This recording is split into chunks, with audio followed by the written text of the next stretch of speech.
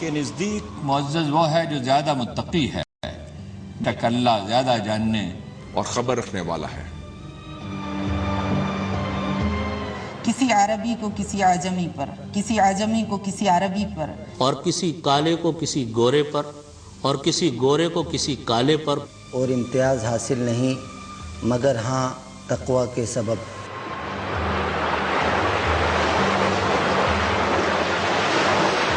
اے بندگان خدا، میں تمہیں تقوی اختیار کرنے کی وصیت کرتا ہوں، تمہیں اللہ کی اطاعت کا حکم دیتا ہوں، اور اپنے خطبے کا آغاز نیک بات سے کرتا ہوں۔ حضور اکرم صلی اللہ علیہ وآلہ وسلم نے فرمایا، جان لو جاہلیت کی ہر چیز میرے قدموں تلے رون دی گئی ہے۔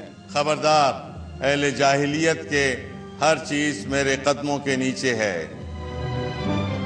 سن لو جاہلیت کا ہر خون، مال اور جاہلیت کے دور کے خاندانی کر و فر میرے قدموں تلے ہیں، اور قیامت تک کل عدم ٹھہرائے جاتے ہیں، اور جاہلیت کے تمام فخر و غرور کے عہدے ختم کیے جاتے ہیں۔ صرف کعبے کی نگرانی کا عہدہ سدانہ اور حاجیوں کو پانی پلانے کا عہدہ سکایا باقی رہے گا۔ قتل عمد یعنی قصدن کسی کو قتل کرنا، لاٹھی یا پتھر سے اس کا قصاص لیا جائے گا، اور اس کی دیت 100 اونٹ مقرر ہے۔ اس سے زیادہ جو طلب کرے گا وہ اہل جاہلیت میں شمار ہوگا۔ حضور اکرم صلی اللہ علیہ وسلم نے فرمایا، اور ہر قسم کا سود آج سے ممنوع قرار پاتا ہے۔ البتہ تمہیں اصل رقم لینے کا حق ہے، جس میں نہ دوسروں کا نقصان ہے اور نہ تمہارا۔ اللہ نے یہ بات طے کر دی ہے کہ سود کی کوئی گنجائش نہیں ہے، اور زمانہ جاہلیت کے تمام سود اب باطل ہیں۔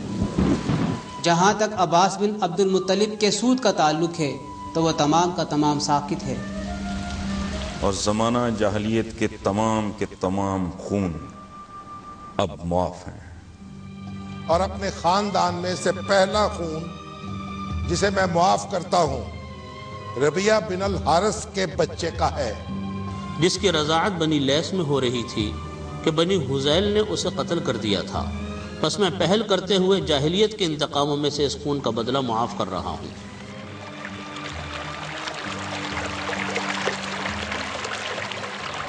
حضور اکرم صلی اللہ علیہ وسلم نے فرمایا، اے لوگو، بے شک نسی یعنی مہینوں کو اپنی جگہ سے ہٹا دینا کفر میں زیادتی کا باعث ہے۔ اس سے کافر گمراہی میں پڑ جاتے ہیں کہ ایک سال تو اپنی نفسانی غرض سے اسے حلال ٹھہراتے ہیں اور پھر دوسرے سال اس کو حرام کر دیتے ہیں، تاکہ اللہ نے اللہ کے حرام کیے ہوئے مہینے کو حلال اور اس کے حلال کیے مہینے کو حرام کر لیتے ہیں۔ دیکھو زمانہ گھوم پھر کر اسی مقام پر آ گیا ہے جہاں سے کائنات کی پیدائش کے دن شروع ہوا تھا۔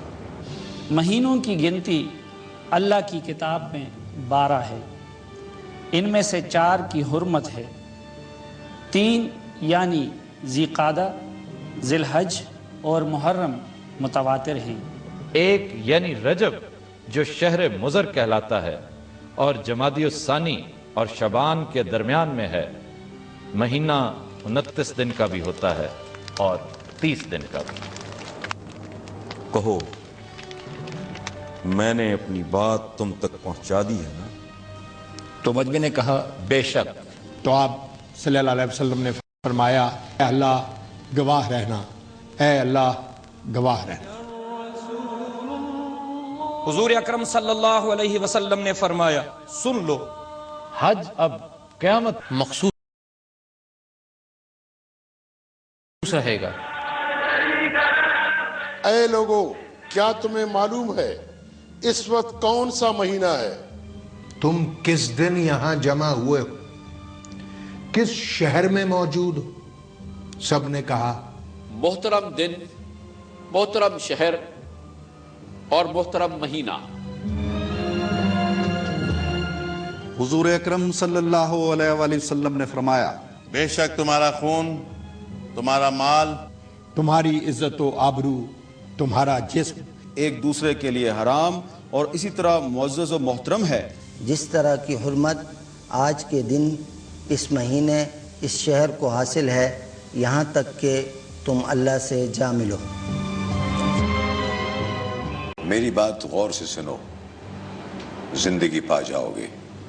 خبردار، ایک دوسرے پر ظلم نہ کرنا، دیکھو ظلم و زیادتی نہ کرنا۔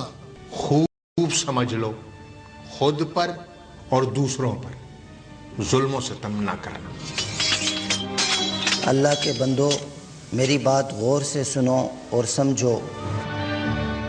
بلا شبہ ہر مسلمان دوسرے مسلمان کا بھائی ہے اور تمام مسلمان آپس میں بھائی بھائی ہیں۔ خبردار، ہر مسلمان دوسرے مسلمان کے لیے محترم ہے، اور ہر مومن دوسرے مومن کے لیے محترم ہے، جیسے آج کا دن محترم ہے۔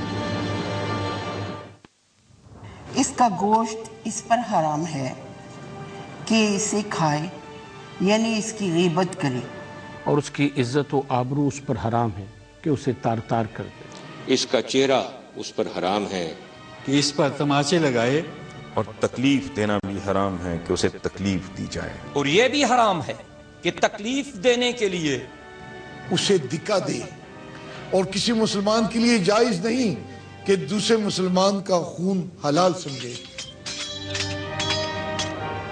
ایک مسلمان کا مال بھی حلال و جائز نہیں سوائے اس کے کہ وہ اپنی خوشی سے دے۔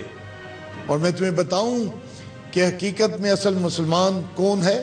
مسلمان وہی ہے جو اپنی زبان سے اور ہاتھ سے دوسروں کو محفوظ رکھے، اور مومن در حقیقت وہ ہے جس سے دوسروں کی جان و مال و امن عافیت میں رہے، اور مہاجر در حقیقت وہ ہے جو اپنے گناہوں اور خطاؤں سے کنارہ کشی اختیار کر لے، اور مجاہد دراصل وہ ہے جو اطاعت الہی کی خاطر اپنے نفس کا مقابلہ کرے۔ حضور اکرم صلی اللہ علیہ وآلہ وسلم نے فرمایا، خبردار، اگر کسی کے پاس امانت رکھوائی جائے تو اس بات کا پابند ہے کہ امانت رکھوانے والے کو واپس لوٹا دے۔ قرض کی ادائیگی لازمی ہے، ادار لی ہوئی چیز کو واپس کیا جائے، عطیہ لوٹایا جائے، ضامن ضمانت کا ذمہ دار ہے۔ دیکھو، اب ایک مجرم اپنے جرم کا خود ہی ذمہ دار ہوگا۔ جان لو، اب نہ باپ کے جرم میں بیٹا پکڑا جائے گا اور نہ بیٹے کا بدلہ باپ سے لیا جائے گا۔ عورتوں کے بارے میں اللہ سے ڈرو، کیونکہ تم نے انہیں اللہ کی امانت کے طور پر حاصل کیا ہے اور اللہ کے حکم کے تحت ان کے سطر تمہارے لیے حلال ہوتے ہیں۔ خبردار، تمہارے لیے عورتوں سے نیک سلوک کی وصیت ہے، کیونکہ وہ تمہاری پابند ہیں، اور اس کے سوا تم کسی معاملے میں حق ملکیت نہیں رکھتے۔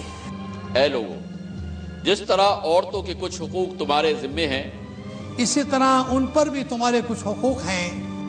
سنو، تمہاری عورتوں پر جس طرح کچھ حقوق تمہارے واجب ہیں، اسی طرح تمہاری عورتوں کے بھی تم پر کچھ حقوق ہیں۔ وہ کھلی بے حیائی کا کوئی کام نہ کرے، وہ تمہارا بستر کسی دوسرے شخص سے پامال نہ کریں، وہ تمہارے گھر میں کسی ایسے شخص کو داخل نہ ہونے دیں جسے تم ناپسند کرتے ہو، مگر یہ کہ تمہاری اجازت سے۔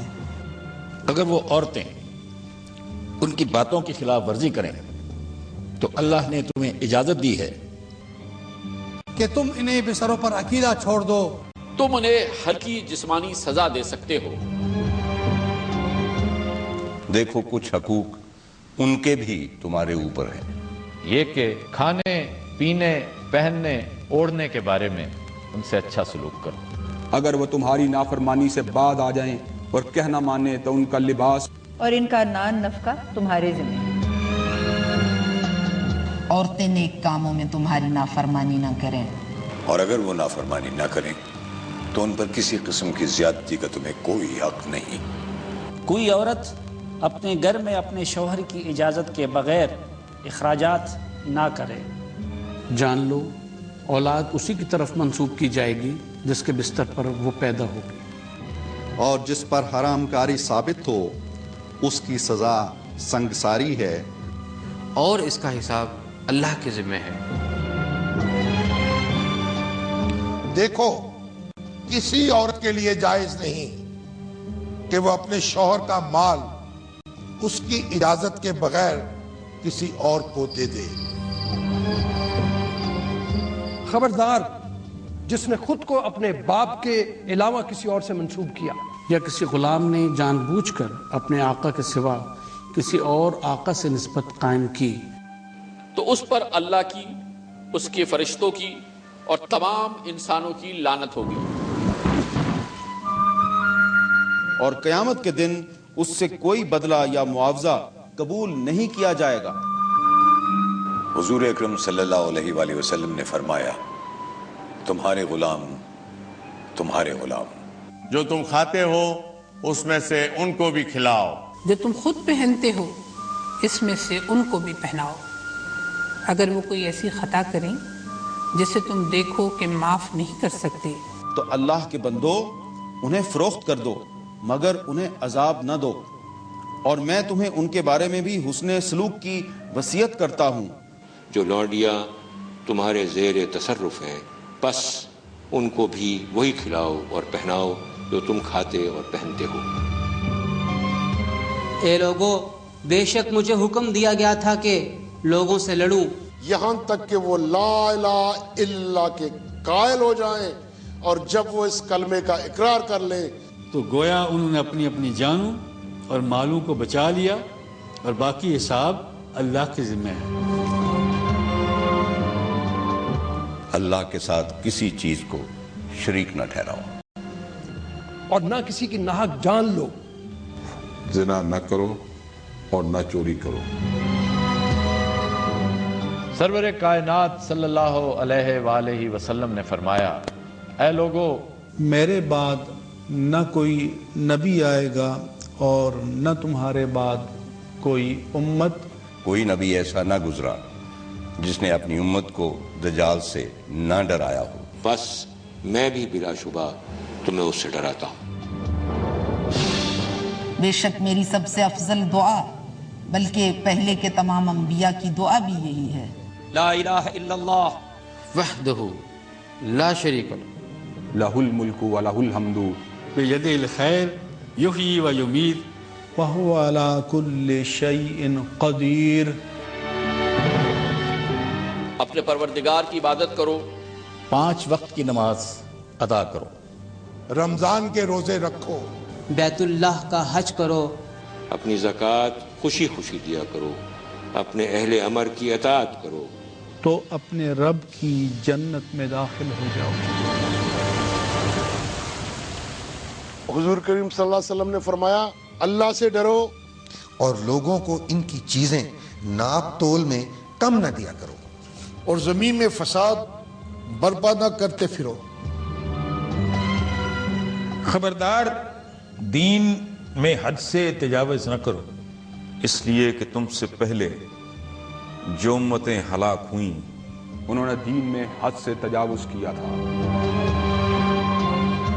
اے لوگو، دیکھو، شیطان اس بات سے تو بے شک بالکل مایوس ہو چکا ہے کہ تمہاری زمین میں اس کی کبھی پرستش نہ ہوگی، مگر ہوشیار رہو، وہ اس بات پر مطمئن ہوگا کہ اس کی پرستش کے بجائے چھوٹی چھوٹی باتوں میں اس کی پیروی کی جائے۔ بس اپنے دین و ایمان کی حفاظت کی خاطر اس کے فریب سے بچ کر رہو۔ نبی کریم علیہ السلام نے فرمایا، اللہ نے میراث میں سے ہر وارث کا حصہ مقرر کر دیا ہے، اس لیے وارث کے لیے تمام مال وصیت کرنا جائز نہیں، وہ صرف 1/3 مال کی وصیت کر سکتا ہے۔ صدقہ دیا کرو، اللہ کے نام پر جھوٹی قسمیں نہ کھایا کرو، کیونکہ جو اللہ کے نام پر جھوٹی قسمیں کھائے گا اللہ اس کا جھوٹ ظاہر کر دے گا۔ علم سے جو کچھ حاصل کر سکتے ہو لے لو، اس سے قبل کہ وہ سمیٹ لیا جائے یا اس علم کو اٹھا لیا جائے۔ خبردار، علم کے اٹھائے جانے یا اس کے ختم ہو جانے کی ایک شکل یہ بھی ہے کہ اس کے جاننے والے ختم ہو جائیں۔ 3 باتیں ایسی ہیں جن کی موجودگی میں مومن کا دل کبھی دھوکہ نہیں کھا سکتا۔ عمل خالص اللہ کے لیے ہو، مسلم حکمرانوں کے لیے خیرخواہی ہو، عام مسلمانوں کی جماعت سے تعلق رکھو کیونکہ ان کی دعائیں انہیں گھیرے رہتی ہیں۔ اللہ نے ایسی کوئی بیماری پیدا نہیں کی جس کی دوا بھی نہ اتاری ہو سوائے بڑھاپے کے۔ اے لوگوں میری بات سمجھو کیونکہ میں نے سب کچھ تم تک پہنچا دیا ہے، اور میں نے تمہارے درمیان ایسی چیزیں چھوڑ دی ہیں کہ اگر تم ان کو تھامے رہو تو پھر کبھی گمراہ نہ ہوگے۔ اور وہ چیزیں ہیں اللہ کی روشن کتاب اور نبی کی سنت، اور وہ چیزیں ہیں اللہ کی روشن کتاب اور نبی صلی اللہ علیہ وآلہ وسلم کی اطرت۔ حضور اکرم صلی اللہ علیہ وآلہ وسلم نے فرمایا، اے لوگو سنو اور اطاعت کرو، اگرچہ تمہارے اوپر کوئی نک کٹا حبشی غلام امیر بنا دیا جائے جو تمہارے درمیان کتاب اللہ کو نافذ کرے۔ جان لو ہر نبی کی دعوت گزر چکی ہے سوائے میری دعوت یعنی میرے دین و شریعت کے، کہ میں نے اس کو اپنے پروردگار کے پاس قیامت تک کے لیے جمع کر دیا ہے۔ انبیاء علیہم السلام کی آمد کے دن کثرت تعداد پر فخر کریں گے، بس تم مجھے رسوا نہ کر دینا۔ میں حوض کوثر پر تمہارے انتظار میں رہوں گا۔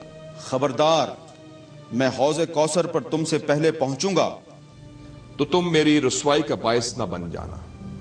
سنو، میں بعض لوگوں کی شفاعت کر کے چھڑا لوں گا، مگر بعض لوگ مجھ سے چھڑا لیے جائیں گے، پھر میں کہوں گا اے میرے رب، یہ تو میرے امتی ہیں۔ تو اللہ فرمائے گا، آپ نہیں جانتے کہ ان لوگوں نے آپ کے بعد کیا کیا بدعتیں ایجاد کر ڈالی تھیں۔ خبردار، میرے بعد کہیں کافر نہ بن جانا کہ آپس میں ایک دوسرے کی گردنیں مارنے لگو۔ اور ہاں سنو، تم اپنے رب سے ملو گے تو اللہ تم سے تمہارے اعمال کے بارے میں ضرور باز پرس کرے گا۔ بس جو آخرت کو ہی اپنے پیش نظر رکھے گا تو اللہ اسے دل جمعی اور قوت ایمانی عطا کرے گا، اور اسے اس کی آنکھوں کے سامنے بے نیازی اور تونگری عطا کرے گا، اور دنیا اس کے قدموں میں سرنگوں ہو کر خدا آئے گی۔ لیکن جو دنیا کو ہی اپنا محبوب و مقصود بنا لے گا تو اللہ اس کے معاملات کو منتشر کر دے گا اور وہ اپنی آنکھوں کے سامنے افلاس و تنگدستی دیکھ لے گا۔ اور دنیا میں سے تو اسے اتنا ہی ملے گا جتنا کہ اس کے مقدر میں لکھا جا چکا ہے۔ سرکار رسالت مآب صلی اللہ علیہ وآلہ وسلم نے ارشاد فرمایا، دیکھو اب تم نے مجھے دیکھ بھی لیا ہے اور سن بھی لیا ہے۔ تم سے عنقریب میرے بارے میں پوچھا جائے گا، پس جس نے مجھ پر جھوٹ باندھا تو وہ اپنا ٹھکانہ جہنم میں بنا لے۔ دیکھو بس جو یہاں موجود ہیں وہ غیر حاضر تک میری بات پہنچا دیں۔ ہو سکتا ہے کہ بعض وہ لوگ جن تک یہ باتیں پہنچیں یہاں موجود بات سننے والوں سے زیادہ سمجھدار ثابت ہوں۔ سن لو تم میں سے جو یہاں قریب ہیں اور اپنے سے دور بعد والوں تک یہ بات پہنچا دے۔ حضور اکرم صلی اللہ علیہ وآلہ وسلم نے فرمایا، اے اللہ، کیا میں نے تیرا پیغام بھرپور طریقے سے پہنچا دیا ہے؟ پھر آپ صلی اللہ علیہ وسلم نے لوگوں سے پوچھا، کیا میں نے اللہ کا پیغام تم تک اچھی طرح پہنچا نہیں دیا؟ سنو، کیا میں نے حق کے تبلیغ ادا نہیں کر دیا؟ دیکھو کیا میں نے دین کی تعلیم و تلقین کی انتہا نہیں کر دی؟ تو سب حاضرین نے یک زبان ہو کر کہا، بے شک بے شک بے شک۔ آپ صلی اللہ علیہ وسلم نے 3 بار فرمایا، اے اللہ گواہ رہنا، اے اللہ گواہ رہنا، اے اللہ گواہ رہنا۔ اور تم لوگوں سے آخرت میں میرے بارے میں پوچھا جائے گا تو تم لوگ کیا جواب دو گے؟ سب نے کہا ہم گواہی دیتے ہیں کہ بے شک آپ صلی اللہ علیہ وسلم نے اللہ کی امانت ہم تک پہنچا دی، فریضہ رسالت ادا کر دیا اور امت کو نصیحت کرنے کا حق ادا کر دیا۔ آخر میں رسول اکرم صلی اللہ علیہ وآلہ وسلم نے اپنی شہادت کی انگلی کو آسمان کی طرف بلند کیا اور پھر اسے لوگوں کی طرف جھکایا اور 3 بار فرمایا، اے اللہ گواہ رہنا، اے اللہ گواہ رہنا، اے اللہ گواہ رہنا۔